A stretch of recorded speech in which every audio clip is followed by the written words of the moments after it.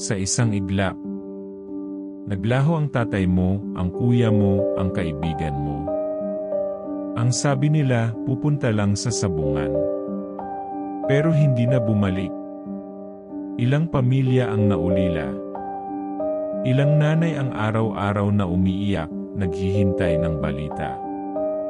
Ito ang kwento ng mga sabungero at ang mas malalim na aral sa likod ng kanilang pagkawala. Ito ay hindi lang kwento ng pagkawala. Ito'y kwento ng katotohanan, ng tapang, at ng pagbabago. Isang paalala na sa gitna ng dilim, may liwanag kung tayo'y magtutulungan. Like mo ang video na to kung naniniwala kang dapat managot ang may kasalanan. Share mo rin ito para mas marami tayong ma-inspire at mamulat. At syempre, mag-subscribe ka para sa mas marami pang kwentong may aral at puso. Isang gabi lang silang nawala. Hanggang ngayon, hindi na sila muling nakita, at ngayon, umiikot sa lahat ang tanong, nasaan ang hustisya?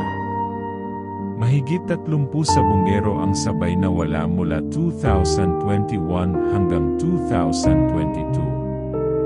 Isang misteryo na hanggang ngayon ay wala pa ring resolusyon. Pero ngayon, may isang taong nagbunyag ng mga nakalilitong detalye. Ito ang kwento ng mga nawawalang sabungero. Isang misteryong gumimbal sa buong bansa, isang kasong patuloy na hinahanap ang hustisya.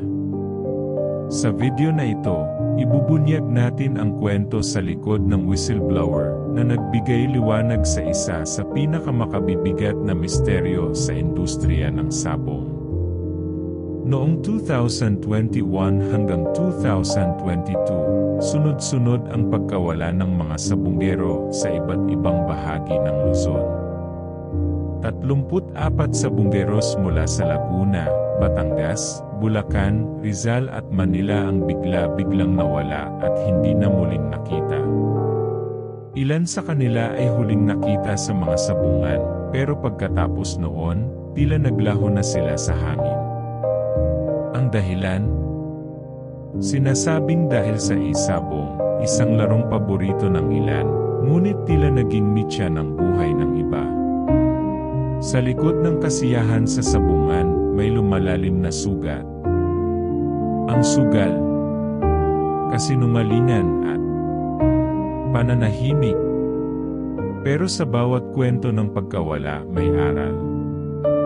Minsan, sa pagkawala natin nakikita ang kahalagahan ng bawat oras, bawat yakap, bawat paalam. Walang bangkay. Walang malinaw na motibo. Puro CCTV, text messages, at pangambang baka sila'y biktima ng sindikato. Mga ama, anak, asawa na ngayon ay itinuturing na missing persons.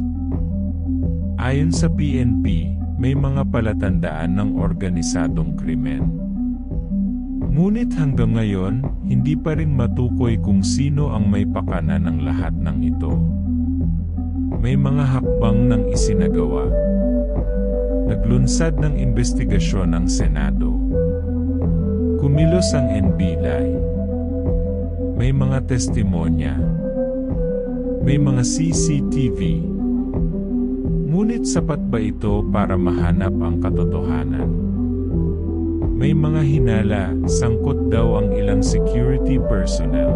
May iba namang nagtuturo sa sabong online o e-sabong na di umano'y pinagmumulan ng conflict sa pera. May ilang nagsasabi, may alam sila, pero takot silang magsalita. Dahil ang sindikato, kung totoo man, ay malawak at makapangyarihan. Isipin mo, ika'y may kapatid, asawa, o anak na nagpaalam lang na pupunta sa sabungan, tapos hindi na umuwi. Ilang gabi kang hindi makatulog, ilang taon kang maghihintay ng balita. Buhay pa ba siya? O hindi na? Ito ang realidad ng mahigit 30 pamilya. Ang hirap, ang sakit, at ang kawalan ng sagot. Paano mo ipagpapatuloy ang buhay kung hindi mo alam kung ano ang nangyari sa mahal mo? Ang kasong ito ay hindi lang para sa mga sabungero. Ito ay para sa lahat ng Pilipinong naghahangad ng hustisya. Para sa bawat nawawala na hindi nabibigyan ng boses. At para sa bawat pamilyang naghihintay ng liwanag. Kaya't kung may alam ka, kung may narinig kang impormasyon, huwag kang matakot.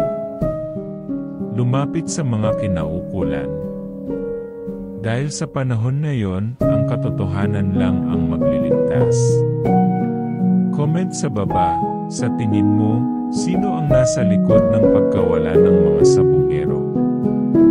At anong dapat gawin para sila'y tuluyang mahanap?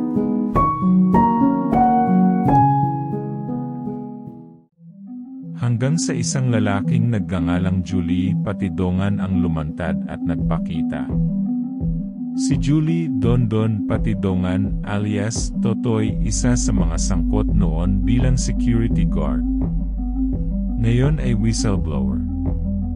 Sa kabila ng takot, pinili niyang magsalita, hindi para sa sarili niya, kundi para sa hustisya. Si Totoy ay nagbalik loob bilang whistleblower noong Hunyo 2025.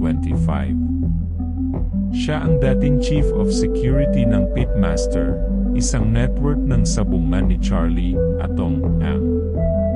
Ayon sa kanya, si Atong Ang, kasama sina Eric De La Rosa at Engineer Celso Salazar, ang mga mastermind sa pagdukot, pagpatay, at pagtatapon ng sabungeros. Dahil minsan, ang pinakamahirap gawin ay ang tama. Pero ito rin ang pinakamakabuluhang hakbang. Sinabi niya kung paano ang mga sabungero ay diumano'y dinukot, pinahirapan, at tuluyang pinatahimik. Pinangalanan niya ang mga sangkot at ngayon, maraming nagbubukas ng mata. Sabi niya, si De La Rosa ang nagmumonitor ng laban, kumakalap ng ebidensya ng tiyope o dayaan. Pag nalaman nila, kaagad nilang papatawag si Totoy para iligpit ang sabungero na nangangahulugang dukutin at patayin. Si Atong Ang, chairman ng Pitmaster, ang inaakusahang nag-uutos. Siya raw ang may hawak ng pera, ang pinakautak sa operasyon.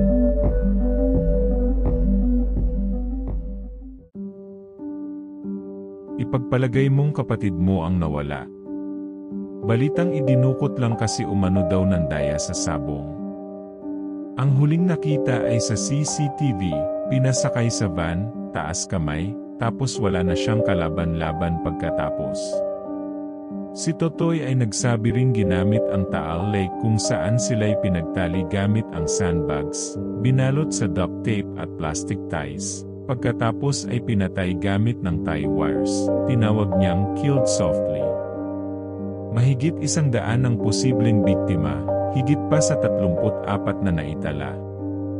Na-claim din niya na isa sa nasa grupo ay retiring PNP Lieutenant General Jonel Estomo, miyembro daw ng Alpha Group na partner ni Atong Ang, na nagbanta pang ang patayin siya para matigil ang problema.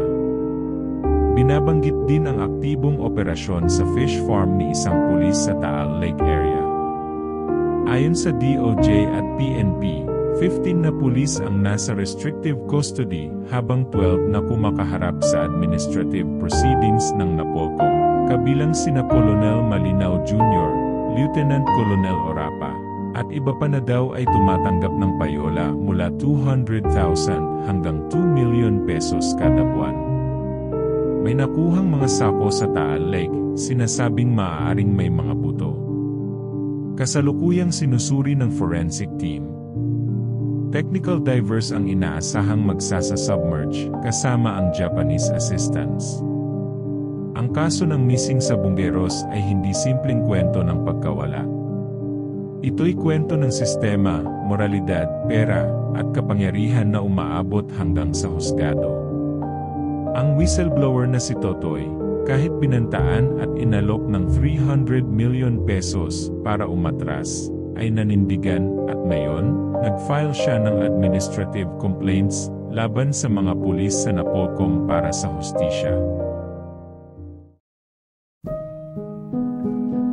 Isipin mo, paano kung wala si tatay mo bukas?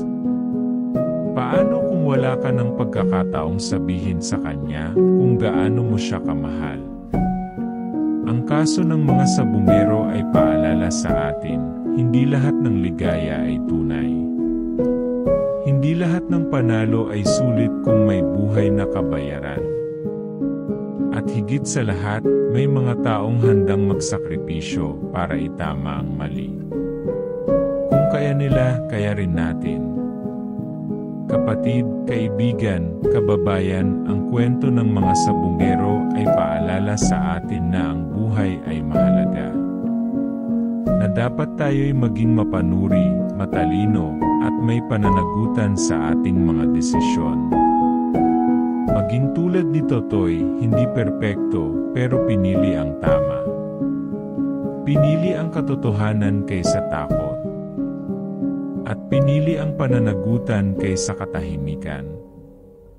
Hanggang hindi pa nakukulong ang sinumang may sala, at hindi pa nabubuhay ang katotohanan, hindi pa natatapos ang laban. Kung may natutunan ka sa kwentong ito, i-comment mo, katarungan para sa mga nawawala. O sabihin mo, anong aral ang nakuha mo mula rito? At huwag mong kalimutang mag-subscribe. Dahil dito, hindi lang tayo naghahanap ng sagot, naghahatid tayo ng aral. Ang buhay ay parang sabong, minsan panalo, minsan talo. Pero ang tunay na tagumpay ay nasa paggawa ng tama, kahit walang nanonood. Sa bawat pagkawala may aral. Katarungan, katotohanan, pagbabago. Subscribe for more.